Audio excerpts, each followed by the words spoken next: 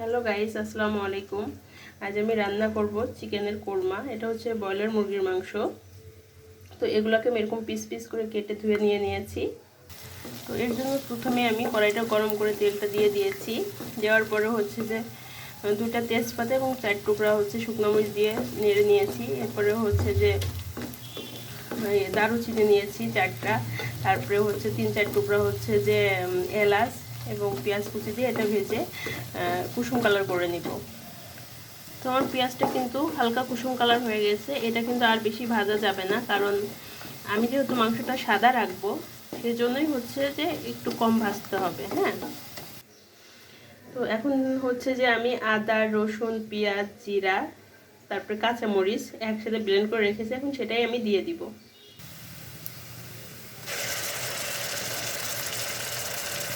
যারা হচ্ছে যে একটু লাল লাল পছন্দ করেন তারা কিন্তু অবশ্যই একটু শুকনো মরিচের গুঁড়া দিয়ে নেবেন। তো এটাকে এখন আমি নেড়ে নিব।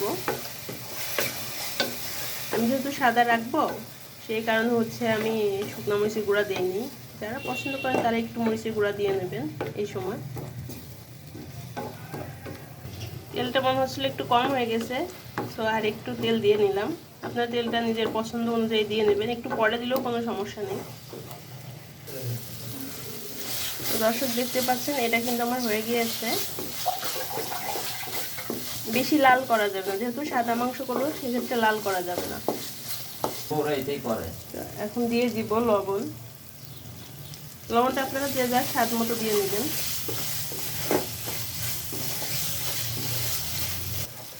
দিয়ে দিব 1/2 চামচ পরিমাণ ধনে গুঁড়া দিয়ে এটাকে আবার ভালোভাবে নেড়ে নিতে হবে।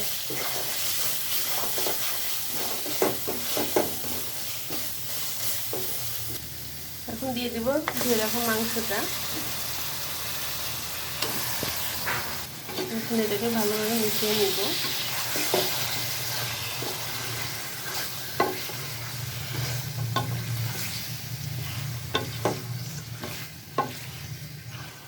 এখন দিয়ে দিলাম কাজু বাদাম, পেস্তা বাদাম বাটা 1 চামচ পরিমাণ। তো এগুলো এখন ভালোভাবে মিশিয়ে নিব।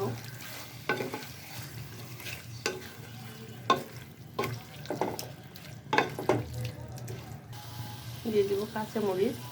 কাঁচামরিচটা এই সময় দিলে ঝালটা একটু ঠিকঠাক হবে। যদি পরে দেন সেক্ষেত্রে জাস্ট একটু ফ্লেভার আসবে, কিন্তু ঝালের পরিমাণটা কমে যাবে। তো এই কারণেই আগে দিতে হবে। ঝালটা আপনারা যে যার স্বাদ মতো দিয়ে নেবেন। যদি কেউ বেশি পছন্দ করেন সেক্ষেত্রে একটু বাড়াইয়া দেবেন, আবার চাইলে কমেও দিতে পারেন, এটা আপনাদের রুচি অনুযায়ী। এখন এটাকে আমি ঢেকে দিব। তো মাঝে মাঝে ঢাকনাটা উঠে দেখেন কত পানি বের হচ্ছে। এর জন্য কোনো পরিমাণ পানি দিতে হবে না মাংসে।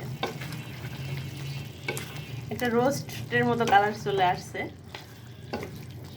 যদি আপনাদের কাছে ঘি থাকে একটু ঘি দিয়ে দিবেন, ঘিটা দিলে আরো স্বাদ বেড়ে যায়।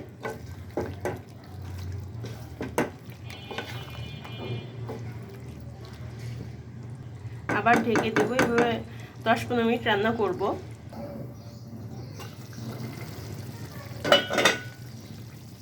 দেখেন কি পরিমাণ পানি বের হয়েছে এটা থেকে।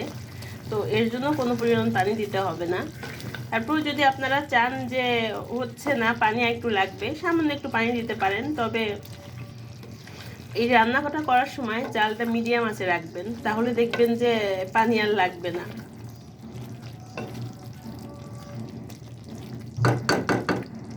আবার এটা আমি ঢাকনা ঢেকে দিব আর 5 মিনিট মতো জাল করব।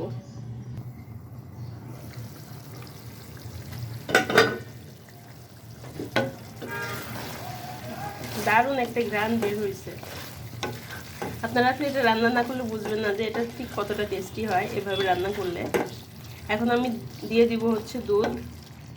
এখানে 1 কাপ, ঠিক 1 কাপ পরিমাণ দুধ আমি গরম করে রেখেছিলাম, সেটাই এখন দিয়ে দিলাম।